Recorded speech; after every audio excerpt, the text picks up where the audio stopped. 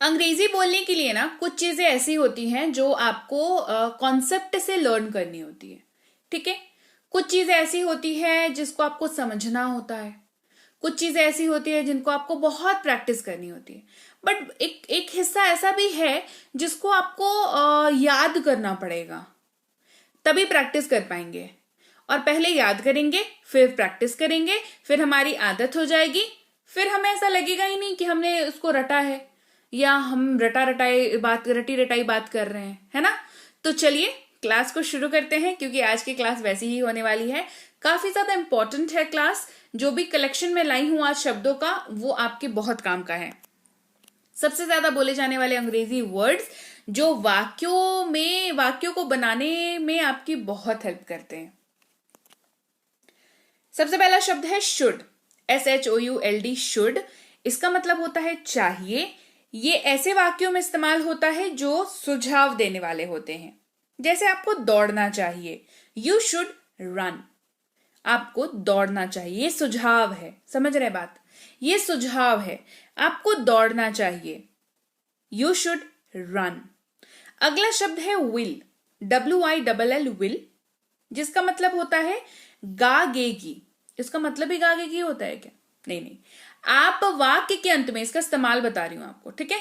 आप किसी भी वाक्य के अंत में अगर गा गे गी का इस्तेमाल कर रहे हैं, जैसे मैं जाऊंगा, वह खाएगी, वह पकाएगा, राइट, लास्ट में गा गे गी, इस तरीके का इस्तेमाल हो रहा है, तो इंग्लिश में विल का यूज करेंगे। जैसे मैं पढ़ाई करूंगा, आई विल स्टडी, विल का यूज हो गया। क्यों? क्योंकि लास्ट में करूंगा, गा का यूज हो रहा था। I will study. फिर है जरूरत। जब मुझे इसकी जरूरत है, उसको सोचने की जरूरत है, जरूरत वर्ड का अगर यूज करते हैं, इंग्लिश में वर्ड है हमारे पास नीड। NEED, need.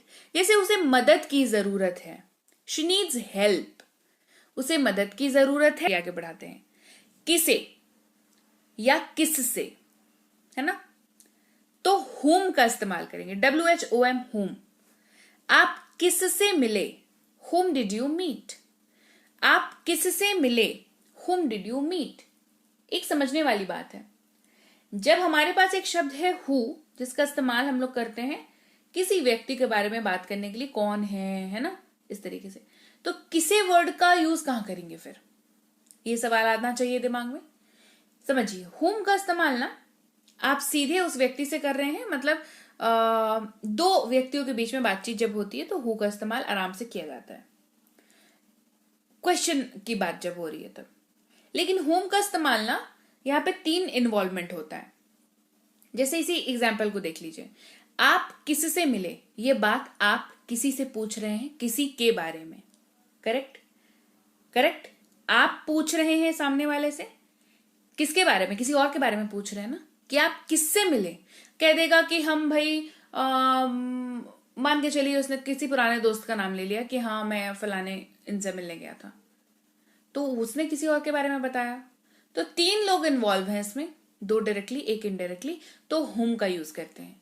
फिर है कैसे, हाउ का यूज करते हैं। वे कैसे हैं, हाउ आर दे।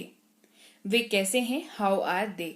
क्यों, वाई का इस्तेमाल करते हैं, WHY, वाई इसको पढ़ते हैं। तुम यहां क्यों हो, वाई आर यू हियर। तुम यहां क्यों हो, वाई आर यू हियर। अगला शब्द है, जब आप इस्तेमाल करेंगे में या को अपने वाक्य में, तो इसका यूज होगा इन। क्या यूज होगा, इन।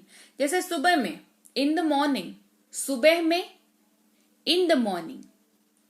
सुबह को भी कई लोग बोलते हैं ना, सुबह को आ जाना, इन द मॉर्निंग।